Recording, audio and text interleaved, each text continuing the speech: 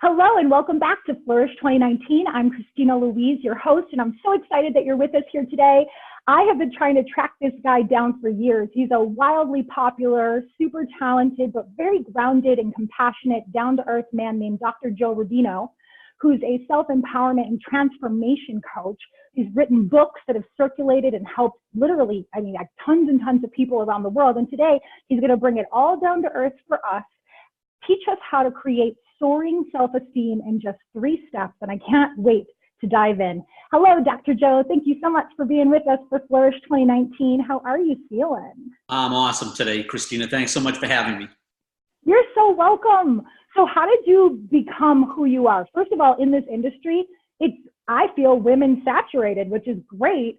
So when I meet like a grounded, compassionate man like yourself, I'm always like, who let you in here? Tell me, like in a good way, not like who let you in here, like you shouldn't be here, but like, how did you get here? Because I think when it comes to the courage to take off and like personal transformation, you have to be really vulnerable.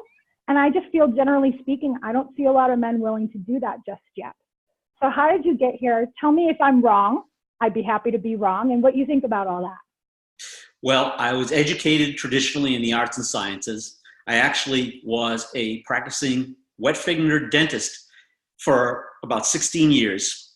And I reached a point in my life where if you looked at my life from the outside, you'd say, boy, he has it all. I had 2 thriving practices, patients that I had the respect of, as well as my peers. But there was something missing internally. I thought that there has to be more to life than just what I'm doing. Now, there's nothing wrong with dentistry, but I was very resigned and I was very introverted throughout my life. Starting at the age of 5 when I was bullied in the schoolyard by some teenagers. So here I am in 1991, and I'm exposed to the concept of personal development. I really bit the bullet and took a 1-year program that was a personal reinvention type program, because I wanted to have more out of life. I wanted to be able to give more to others. I wanted to kill the resignation and the apathy that was present in my life. So that 1-year program ended up turning into a 10-year quest where I both was coached and I learned to coach others. And what I discovered during those 10 years of intense learning was that so many people were like myself, lacking self-esteem, lacking self-confidence, living a life full of regrets. And what I learned over those 10 years was that that's totally optional. We don't need to live in that resigned, apathetic mode. We can actually have it all. We can flip a light switch and believe in ourselves. And that's what we're going to be speaking about today. We're going to be talking about what is it like to live a life of no regrets, a life of soaring self-esteem, a life where you can have to pinch yourself every day because you can't believe how blessed you are in so many ways. And so we're going to be sharing those blessings today. I'm excited about that. And I hear this story over and over and over again. I was super intuitive when I chose you as a speaker and all the other masters that I put together for this series. And I keep hearing the same thing. And I didn't realize that we all had this in common, which was on the outside, it looked like we had it all, right? But on the inside, we were feeling this resignation, this apathy, this lackluster, right? Not being fulfilled kind of energy. Now that led you to making a year-long commitment to yourself to change. Yes. And that was really the turning point in your life, right? Well, it was difficult because as an extreme introvert, I had avoided people since I was 5 years old and bullied. So it was very uncomfortable for me initially. Not only could I not speak in front of people, but I had a hard time one-on-one with people. So for me to immerse myself into this process of personal development meant I had to embrace vulnerability. Not in a bad sense, but being vulnerable, meaning being open and willing to share what was going on inside of me with others and letting them in. And as soon as I let others in, I realized that, we're more alike than we are different, and that we all have our challenges in life and our crosses to bear, and that if we can just give up our right to invalidate ourselves and beat ourselves up, and if we can heal and complete our past first, and then do a proper assessment of what's so in our lives today, and then design our future and choice, which are the three components of the self-esteem program that I developed over the course of the last 28 years. Then we have the ability to really move our lives forward deliberately and on purpose, where we can live a life that is marked by passion and fun and abundance and fulfillment and happiness and rich relationships and all the things that we all want in life, but many of us have given up on. Many of us feel like either we don't deserve them or we just don't know where to begin. And so we're here to begin at the beginning and ask that you put down and put aside all of your preconceived notions about what you can and cannot do, and just be open to the fact that you're not here for any other reason than by, providence. You're here because you were meant to be here. And so be open to what we have to share with you today. And I know that it's going to be a great life transformation half hour. Yes, I'm excited. So you went over the 3 steps. Let's break that down, starting with step 1. Well, step 1 is about healing and completing your past. And we have all got a history. And that history started typically when we were a young child before the age of 6, when someone said or did something and we either bought into some negativity from another person or we made something up about ourselves that didn't support us. So maybe it was a name that we were called. Maybe it was a spanking or a bullying episode like happened to me. Maybe it was your mom said something like, "Christina, what's the matter with you?"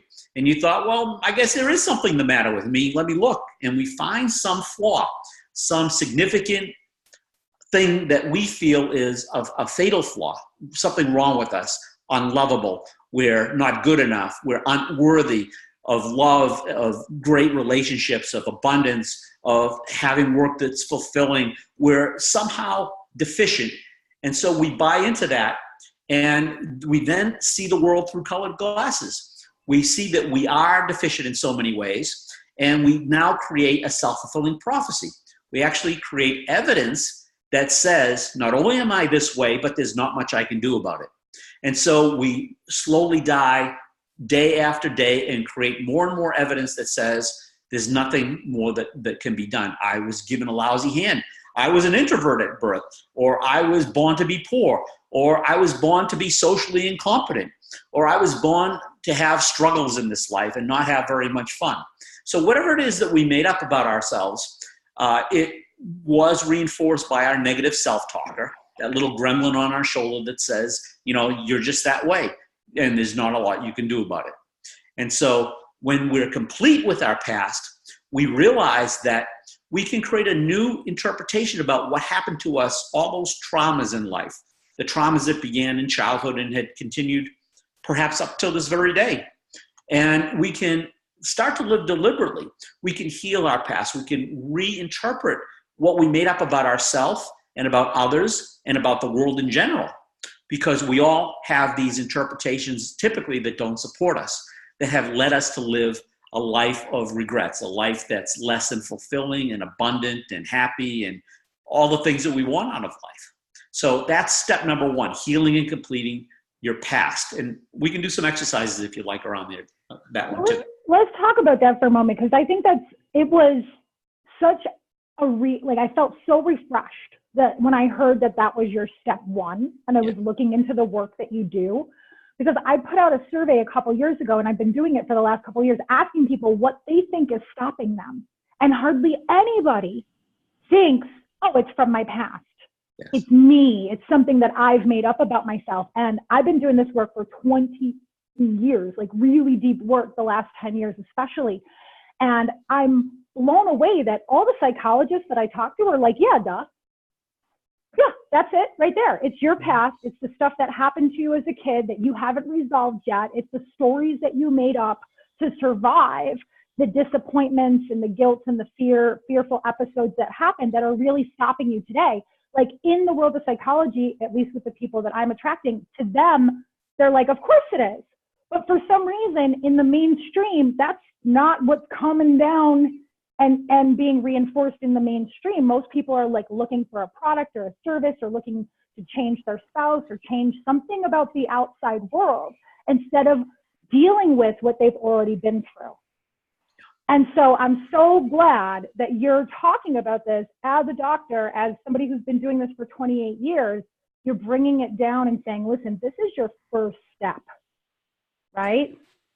Yeah, Christina, not only did we make this up early on and we have it as a fact, but we have created the same self-fulfilling prophecy every day of our lives. The things that we hate about ourselves and hate about others, we reinforce them because we can't be with them. So all we have to do is look around our lives today and look at what's working and what's missing. What are the things that we hate about our life right now? Where are we stopped and stuck and suffering and in that apathetic resignation mode? Like this is all there is, or the more I try, the worse I succeed at this. The more I try to get out of poverty, the poorer I become. Or the more I try to be somebody's friend, the more I'm rejected by others. Or the more I try to avoid an abusive relationship, the more I attract abuse. And so these are not accidents. These are because there's something incomplete about what we made up about ourselves and what we've made up about others and what we've made up about the world in general. Is the world a place of love and blessings and forgiveness, or is the world a harsh place of anger and sadness and fear? So when we can get in touch with what it is about ourselves that we made up, now we have an access to reinterpreting our lives. So one of the things that I support people to do about their childhood is, if you can remember an early upset, the earliest upsetting event that you can think of with your family, with your friends, with someone around you, where someone did or said something that you decided that you weren't good enough, or you were flawed, or you were defective, or there was something significantly wrong with you. Because if you can go and relive that moment, but with the blessing of reinterpreting what happened then in a way such that you create forgiveness for yourself for just being a little kid and not knowing any better, or you create forgiveness for the person who did something to you, because we all act out of the best that we know how to do based upon how we see the world. And that doesn't mean that we can condone bad behavior, but what it means is that people make mistakes and you have a choice. It's not that you don't have a right to be angry the rest of your life or to not forgive others for what they did to you, but it doesn't really serve you to stay stuck in that negative, dark energy. So right now, in this moment, you can decide to forgive yourself, to forgive others, and to create the interpretation that what happened then was a gift to you. So let me explain a little bit more from a personal perspective. When I was 5 years old, I was playing down at the schoolyard, and some teenagers, they were probably 18, 19 years old, they decided to have a little game of football and use me as their football. So they tossed me around. I hit my head on the concrete, had a concussion, went home crying with a big egg on my head. Now, I made up that I was small and insignificant, that people didn't like me, and that the world was a dangerous place. And I lived the first 35 years of my life out of that truth. And it wasn't until I realized what a gift that was to me that I could now empathize with people who felt as I had, that there was something significantly wrong with them. And that was the impetus for me to develop the personal development work that I've done for the last 28 years. So that gift has allowed me to speak to millions of people, to create programs and courses from the perspective that I know what it's like on that side. And I now have been blessed to know what it's like on the other side too. And I can guarantee that there is hope. If you believe in yourself, if you're willing to give up your right to invalidate yourself and to beat yourself up, and you're willing to just explore what does it look like to take responsibility for every aspect of my life and reinvent myself in such a way where my life is just full of unending blessings. So that's where the step number 2 and step number 3 come in. So tell me, you said, I can see this now as a blessing. Mm-hmm. Can you just bullet point what the blessings are of getting kicked around like a football? Yeah, well, blessings are gifts that we had to experience in order to develop the empathy and the wisdom and the understanding to realize what it's like to experience something. So life is full of an endless stream of experiences. Some of them are fun and wonderful, and we just love them. And some of them are painful for us. But we learn the most from the painful ones because it's something we needed to get. There's something we needed to experience in order to be more of the person that we could become. More wise or empathetic or forgiving or loving or compassionate, or some quality that we needed to develop that had we not experienced that, we wouldn't have it as a distinction. We wouldn't, really understand through our souls what it was like to feel that. We can understand it intellectually, but it's not the same. And so the blessings come when we are able to undergo a transformation that says, I was here and now I am blessed to be here because I understand better. I'm willing to contribute more to others. I'm willing to give up my pity pot, my, poor me attitude, the whole life is unfair thing. So when we are willing to take responsibility for every aspect of our lives, knowing that where we are is exactly where we need to be and what we've created through our past actions and thoughts and expectations in our lives. So when we realize that we're here for a reason, we're listening to us talk today for a reason, and this can be the beginning of a transformational moment. One moment leading to the next, where we experience something, we say, okay, I'm willing to learn. I'm willing to not know this one. I'm willing to give up my right to be a victim. I'm willing to give up my right to be invalidated. I'm willing to give up all the pain and the suffering that I've experienced to this point in my life and to experience something different where I can release the anger, I can release the sadness, I can release the fear, all of the negative emotions that have kept me stuck and suffering. And I'm going to now experience what it's like to grow and to forgive and to move my life forward in a way where I now start to contribute to other people. I start to look at how can I make your life a little bit better today than I found you? How can I now give up my right to feel so bad about where I am and instead know that I'm blessed to have the ability to have experienced the pain and the experiences that have brought me here to now contribute my gifts to the world. Let's just take a deep breath.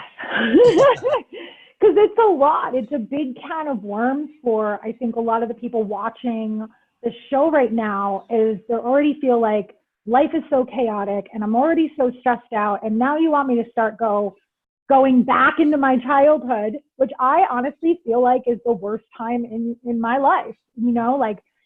I'm a slave, basically, right? Like people tell me what to eat, where to go, how to do it.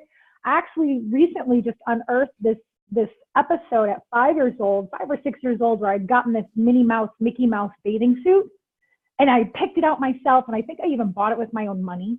And I was so excited, and we went to this big theme park, and I left it in a locker. And as I was leaving the theme park with my dad, I remember holding his hand and realizing, oh my God, I left my bathing suit behind. And he turned to me and said, too bad, that's what you get, should have known better. Mm-hmm. And literally, I went on for almost 30 years, never allowing myself to ever feel comfortable in a bathing suit because of that one thing he said to me. I believed I deserved to be punished. I believed that I wasn't worthy of feeling good in a suit. I mean, it literally colored my whole life. And, I've been doing this level of work for about 10 years now. And in the beginning, I used to get so angry because I thought, wow, look at what my parents did to me, and they have no idea how powerful they really are. And really, at the end of the day, it's me as a being that made up that story. That's not what my dad said. He didn't tell me I could never have another bathing suit again. He didn't say but that's the way I took it. And it almost feels like forgetting how powerful we are and taking on these crappy stories about how we're not loved, not wanted, or not good enough is actually a part of the divine plan and not something to get so bent out of shape about. Yeah. Like almost like you have to forget to remember again. Does that make sense to you, Doctor? Perfect sense. And the other thing is that even if, not all of us can remember those early episodes like you and I can. Many people are just blank when it comes to that. But it doesn't matter because we relive the same upsets time after time, month after month, year after year. So if you look at what was your last upset? Was it with your spouse? Was it with your neighbor? Was it with your coworker? Was it with your friend? What happened? What are the facts? What did they say or do? What did you say or do? And what did you make up about yourself and about them and about the world that doesn't support you? You know, giving people the benefit of the doubt and realizing that people do the best they know how to do. So create a new interpretation that's sourced in love and forgiveness, and be willing to give it up, because you can be right or you can be happy, but you can't be both. Yeah, this is so powerful. I'm glad that you're articulating that. You brought it back in again, and I'm so glad that you did. That even though we might not be able to remember what happened at 5 or 6 or 7 or 8 or 9 or whatever, it's the same thing that's happening over and over and over again. And that's really what woke me up 10 years ago to go deeper from learning to practicing, right? Because somebody asked me a question about how I was feeling in a situation I was in right now. And I said, after 20 times of them asking me how I felt, because I didn't know how to articulate feelings back then, they had to ask me like 9 or 10 times. And finally I said, I feel like I'm trapped. I feel like somebody's sitting on my chest. I feel like I can't breathe. And he asked me when the first time I could remember feeling that exact same way was, and I went, oh crap, that's actually been going on with every person in that role in my life for 4 years. He said, no, it's been going on since you were 4 years old. Yeah. And I freaked out, and I was like, oh my God, what's wrong with me? And that's not what we want you guys to do today, because we want you to realize that you are literally running the same patterns over and over and over again to make it easier for you to start looking at it and taking the pressure off having to go all the way back to your childhood today. But don't freak out. We are humans. We are connected to nature, and all of nature runs on patterns. And aren't you so glad that you know that today? So with me and the bathing suit epiphany I had, doctor, I actually did, and I didn't think about this, I actually started with a situation that had happened recently and my upset around getting into the pool wearing a bathing suit. And I was like, why do I always feel this way? And then by looking at that situation, I was able to go, oh, weird. This does match up with something that happened in early childhood. And it didn't seem to make sense, but it totally does now that I'm sharing it. Does it make sense now how the two can't come together? Well, it makes perfect sense when you realize that it's all for the good. It's all meant to be, and that it's all a learning experience, so that whatever happened to you was a progression, and where you are today is the summation of your experiences. It's a summation of your learning and your knowledge and the wisdom that you've gathered. And it's not just about you. It's about, okay, how are you going to use this now to contribute something to the world? Because we have a choice. We can either use what we learn to make life a little bit better for all of our relationships and all the people that we meet, and for our families, and for those people that, the most difficult people, the hardest people that we encounter in the world are the people that are exactly there for our development. So everything that we experience in life, the good, the bad, and the indifferent, are all perfectly planned for us to learn and to grow. So as we heal and complete our past, then the next step is we can do a thorough assessment of what's so in our lives, so that we look at all the 6 key areas of life: our health and appearance, wealth and finances, our relationships, our career, our personal and spiritual development, and having fun and recreating and pursuing our passions. And if we're not a 10 on a scale from 1 to 10 in each of those areas, then we have some work to do. We have to look at what's working in each area and what's missing that if put into place would have me experience more fun, more joy, more bliss, more peace of mind in all of these areas, more abundance, more warmer relationships, more intimacy, more fulfillment, whatever it is that is missing for you. So when you can do that assessment, you now have the ability to then go and design your future and choice. You can live deliberately. You can know that you can declare your life purpose. We all have one. Most of us aren't living our life purpose. We're living in resignation. Once you know what your life purpose is, and it can be as simple as sharing love with others. It can be as simple as being a teacher, or being fun and making people's lives a little bit better. So whatever it is, we now can create a vision for our lives that is fulfilling and living that life purpose. And the vision is about doing the things that we love to do while we're manifesting the things that we want to have in our lives, and we're being those qualities that will make that all happen.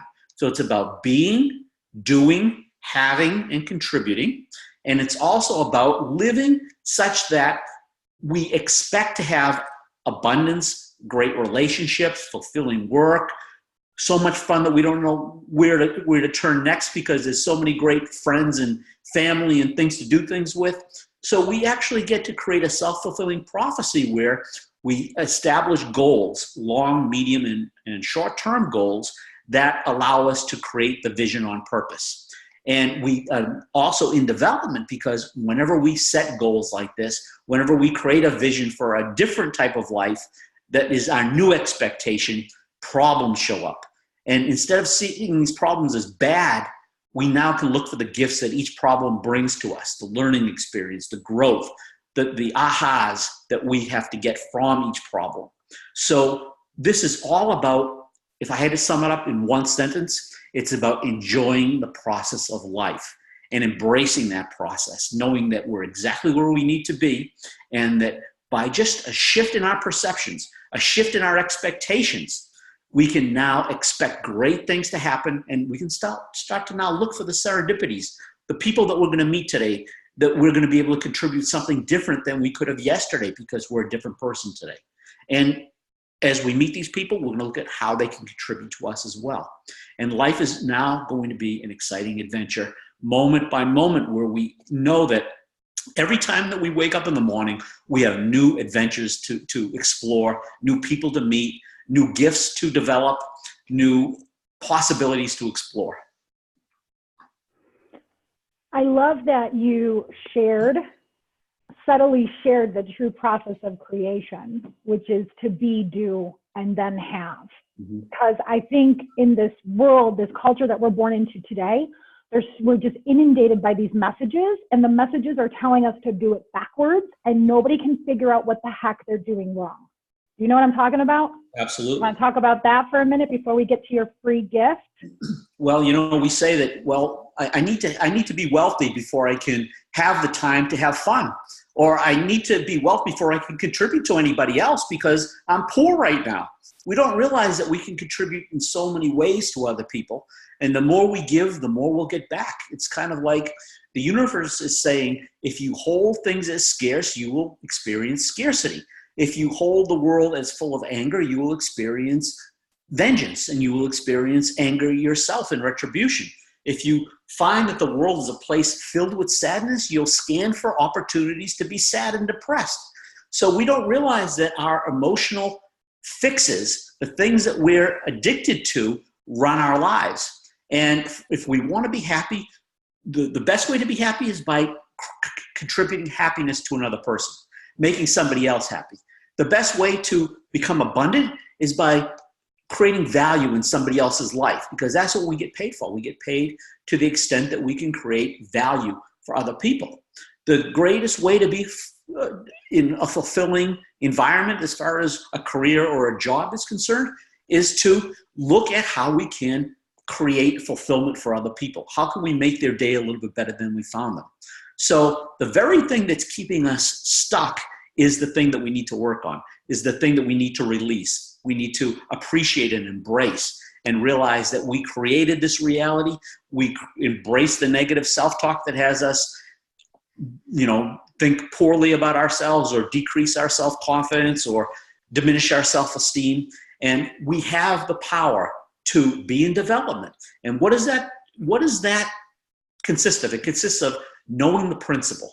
So in the programs that we create, we talk about a principle such as being addicted to a mood like sadness or anger or fear or anxiety. And what does it mean to release that mood? What does it mean to create a new interpretation that gives us happiness instead of sadness, that gives us positive expectation instead of fear, that gives us joy instead of anger because we now have an opportunity to learn something? So moment by moment, we are in this school of life called Earth, and we have the ability to learn and to grow and to experience and to contribute. And to the extent that we can enjoy that process and know that it's all perfectly good and we're just where we need to be, whether that's, living paycheck to paycheck and experiencing abuse in the past, or work that we hate. We had to experience those things to know the opposite. You can't, it's like the front of your hand and the back of your hand. You can't have one without the other. And when you realize how far you've come and what you now have to contribute to other people, if you're willing to give up your right to be invalidated, to be a victim, to be suffering and struggling in your life, and to take on these different principles that will have you experience a new reality for yourself with a positive expectation as you enjoy the process of life, that will unfold for you. Thank you. And you have a free gift that's going to help the viewers actually start putting some of these principles and ideas that you've shared with us into practice and make it really simple step by step, right? Exactly. The gift is called 7 Steps to Soaring Self-Esteem. And the gift operates on the principle that I just spoke. It talks about a distinction or a principle that you can intellectually understand. But that's not enough, because we now then give you exercises. And the exercises come as in terms of a mini course where you get to experience that principle by doing something, by doing an action plan or a behavior that gets you to experience the principle. So if the principle is abundance, you get to now contribute to someone to experience what abundance feels like to contribute, so that you now can receive, because you can't receive if you're not willing to give. And it's the same with any principle. So it comes with this mini course of 7 lessons. It comes with a 45-minute audio, and it comes with a couple of weeks later, an hour video that I did for public television called The #1 Secret to Success and Happiness in Life. And that secret, of course, is high self-esteem. And you build high self-esteem as you enjoy the process of life and you embrace every challenge and every problem that life gives you. You embrace them knowing that there's a gift for you to get. And when you are willing to ask yourself, who am I being that this is showing up in my life right now? And what's missing that if put into place would have me see things a little bit differently? You now start to see life differently. So if you go to that link, you'll get the free gift. You'll get the 7 steps to soaring self-esteem and the lessons and the audio and the video and all the other gifts that will come along with it. And realize that it's all a process. Enjoy the process. Don't be impatient thinking, okay, I want to be abundant. I have to be abundant tomorrow. Okay, you'll become abundant and you'll become fulfilled and you'll become happy as you experience life differently. And know that it's a process. And if you're not willing to enjoy and to embrace the process, then you're going to put up roadblocks. You're going to put up resistance. And what we resist persists in our lives to the extent that we push it away. So embrace exactly where you are. Know that you're exactly guided by Spirit to be there. And know that you're going to be unfolding a great number of opportunities and possibilities and wonderful new experiences and gifts in your life if you're ready to receive them. Let's just soak that in. And if whether that sounds too good to be true, just put your hand on your heart for just a moment and say, I can receive that. And let's find out if that's true for me by clicking the link below this video, entering your name and your email address to Dr. Joe's free gift, 7 Steps to Soaring Self-Esteem, which he swears is the #1 secret to creating and experiencing a life of abundance and ease and prosperity in every department, whether you're talking about health, career, and relationships. How you do one thing, how you experience one arena is how you experience all of them. Trust me on that. Click the link below, grab the free gift. That's incredible, incredible value. And I'm so grateful for your time and your attention today and you just getting on and sharing your expertise and all your experience, just being a beautiful light for hopefully many, many more men like you to step forward, and women too. Thank you again, Dr. Joe, for being with us today. And thank all of you so much for participating. Make sure you check out the next video heading into your inbox tomorrow morning. I love you all. Thanks again for putting yourself first, for trusting us, and for making 2019 your time to shine. I'll see you guys tomorrow. Bye. Thank you.